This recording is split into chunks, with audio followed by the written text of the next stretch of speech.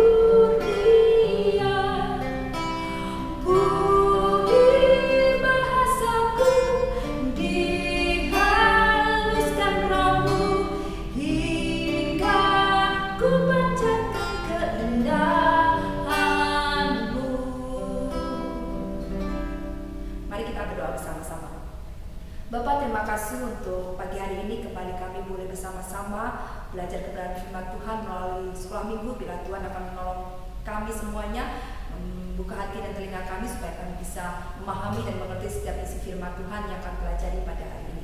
Kami menyerahkan setiap kami yang ada di rumah, apapun keadaan kami, Engkau mengetahui dan Engkau akan berkati, memberikan yang terbaik dan senantiasa menyertai dan menolong kami. Terima kasih Tuhan, kami serahkan pelajaran kami dari awal ke tengah dan akhirnya di dalam nama Tuhan Yesus Kristus kami sudah berdoa. Amin. Hari ini kita masuk dalam pelajaran yang ketiga, yaitu hidup menurut Roh Kudus mencegah hidup menurut roh. Diambil dari Galatia pasal ke-5 ayat 16 sampai 26. Galatia pasal yang ke-5 ayat 16 sampai yang ke-26. Saya akan membacakannya. Bapak Ibu Saudara bisa menyimak di Alkitab masing-masing di rumah. Hidup menurut daging atau roh. Maksudku ialah, hiduplah oleh roh, maka kamu tidak akan menuruti keinginan daging. Sebab keinginan daging berlawanan dengan keinginan roh, dan keinginan roh berlawanan dengan keinginan daging. Karena keduanya bertentangan, sehingga kamu setiap kali tidak melakukan apa yang kamu kehendaki. Akan tetapi, jikalau kamu memberi dirimu dipimpin oleh roh, maka kamu tidak hidup di bawah hukum Taurat. Perbuatan daging telah nyata, yaitu percabulan, kecemaran, hawa nafsu, penyembahan berhala, sihir, perseteruan, perselisihan, iri hati, amarah, kepentingan diri sendiri, percideraan, roh pemecah, kedengkian, kemabukan, pesta pora, dan sebagainya. Terhadap semuanya itu kuperingatkan kamu, seperti yang telah kubuat dahulu, bahwa barang siapa melakukan hal-hal yang demikian, ia tidak akan mendapat bagian dalam kerajaan Allah.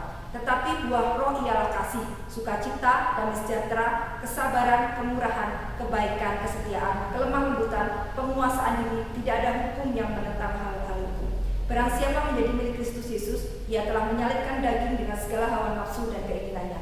Jikalau kita hidup oleh roh, baiklah hidup kita juga dipimpin oleh roh. Dan janganlah kita gila hormat, janganlah kita saling menantang dan saling menegur.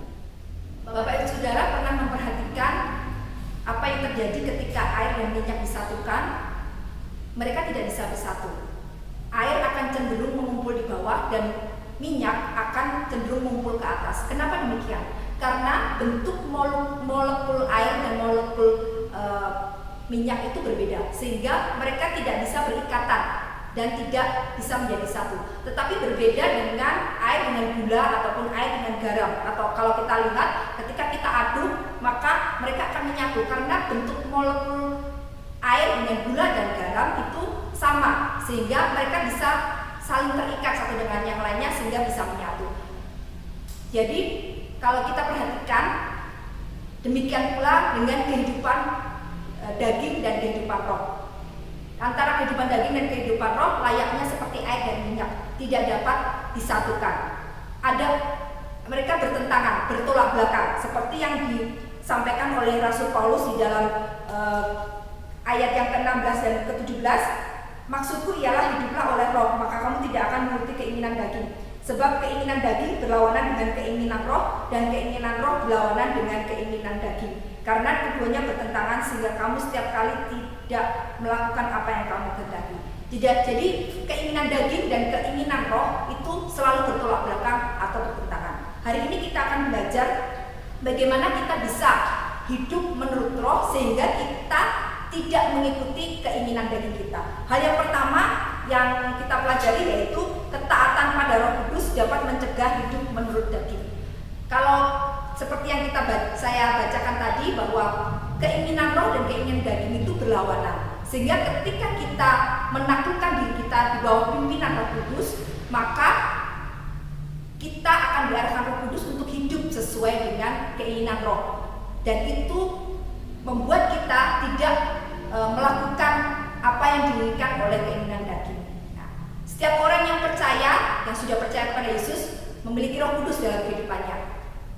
Kenapa ketika orang sudah percaya Yesus dan memiliki Roh Kudus di dalam kehidupannya, tetap saja kadangkala masih melakukan keinginan daging? Karena mereka tidak menaklukkan dirinya di bawah pimpinan Roh Kudus. Mereka masih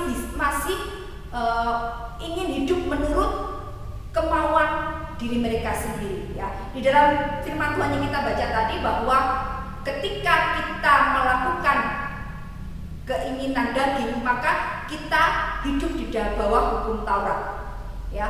Kenapa demikian? Karena seperti yang disampaikan Ibu Yohana minggu yang lalu bahwa hukum Taurat itu memperlihatkan atau menolong orang-orang untuk mengetahui ini salah, ini berdosa, dan ini tidak berdosa. Ada 10 hukum yang diberikan Allah kepada manusia, yang itu sebenarnya kalau kita baca mencakup dari hal-hal yang ada di dalam ayat yang ke-19 tentang perbuatan daging. Jadi perbuatan daging yang dicatat oleh Rasul Paulus di dalam ayat 19 sampai ayat yang ke-21 itu adalah bagian-bagian yang sudah dulu Tuhan berikan kepada manusia, apa saja yang tidak boleh manusia lakukan. Tetapi karena manusia adalah manusia berdosa, kecenderungannya mereka adalah hidup menurut keinginan mereka sendiri dan melakukan hal-hal ini, keinginan daging, sehingga mereka menjadi bergumul dengan dosa dan menjadi hamba dosa. Tetapi ketika seseorang sudah percaya kepada Yesus, menerima Roh Kudus dalam kehidupannya, maka hal itu diubahkan. Roh Kuduslah yang seharusnya memimpin dalam kehidupan orang tersebut, sehingga mereka tidak lagi menjadi hamba-hamba keinginan daging mereka, tetapi mereka menjadi hamba Kristus yang melakukan apa yang Roh Kudus perintahkan, Roh Kudus inginkan di dalam kehidupan kita. Nah, itu yang dapat kita pelajari, bahwa ketika kita menundukkan diri kita di bawah pimpinan Roh Kudus dan memohon supaya Roh Kudus berkuasa penuh memenuhi kehidupan kita untuk menolong kita melalui kehidupan ini, maka kita akan dapat mencegah melakukan keinginan menurut kedagingan kita. Hal yang kedua adalah bahwa ada ciri-ciri orang yang hidup dalam roh. Kalau kita baca pada ayat yang ke-22, di situ dikatakan oleh Rasul Paulus bahwa ada buah roh, ya. Kenapa bukan buah-buah roh? Seringkali orang salah menyebut karena jumlahnya banyak, ya. Ada kasih, sukacita, damai sejahtera, kesabaran, kemurahan, kebaikan, kesetiaan, kelemah lembutan, penguasaan diri. Maka kadang-kala orang salah menyebut, mereka menyebut buah-buah roh, tetapi itu salah, ya. Kasih, sukacita, penguasaan diri, damai sejahtera, kesetiaan, kebaikan, kemurahan, kelemah lembutan, itu semuanya adalah suatu kesatuan. Oleh karena itu Rasul Paulus mengatakan bahwa setiap orang yang mau dipimpin oleh roh, maka dia pasti menghasilkan buah roh, bukan buah-buah roh. Buah roh merupakan satu kesatuan. Di situ ada kasih, di situ ada sukacita, di situ ada damai sejahtera, ada kesabaran, ada kemurahan, ada kebaikan, ada kesetiaan, kelemah lembutan, dan penguasaan diri. Jadi setiap orang yang sudah menyerahkan hidupnya kepada Yesus dan menaruh hidupnya di dalam pimpinan Roh Kudus, maka seharusnya lah tampak buah roh itu di dalam kehidupannya. Bagaimana dia mengasihi orang lain, bagaimana dia bersikap setia, bagaimana dia bersikap murah hati, bagaimana dia bisa menguasai dirinya, bagaimana dia bisa lemah lembut, ya, dalam artian mudah diajar, ya.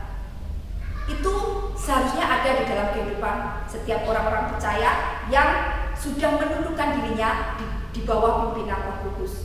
Jadi setiap kita yang sudah percaya kepada Yesus, harusnya kita memiliki buah itu di dalam kehidupan kita. Dan buah itu tidak hanya dinikmati oleh diri kita sendiri, tetapi juga dinikmati oleh orang lain, ya. Menjadi berkat bagi kita, juga menjadi berkat bagi orang lain. Bohong ketika seseorang mengatakan saya sudah menghasilkan buah roh, tetapi banyak orang tidak bisa menikmati buah roh dalam kehidupan kita, ya. Layaknya pohon buah-buahan, dia menghasilkan buah tidak untuk dirinya sendiri, mungkin untuk dirinya sendiri, untuk dia berkembang biak. Dalam artian ketika dia matang lalu jatuh ke tanah, maka bijinya itu akan kembali menumbuhkan tumbuhan yang sama dengan dirinya. Itu bisa berarti bahwa itu berguna bagi dirinya karena meneruskan kelangsungan kehidupan jenis pohon itu. Tapi juga pohon buah-buahan juga dinikmati oleh orang lain, ya. Banyak orang memetik buahnya dan merasakan buahnya dan mengatakan bahwa buah itu manis, buah itu enak. Maka itulah yang dinamakan bahwa dia berhasil sebagai buah tumbuhan berbuah, ya.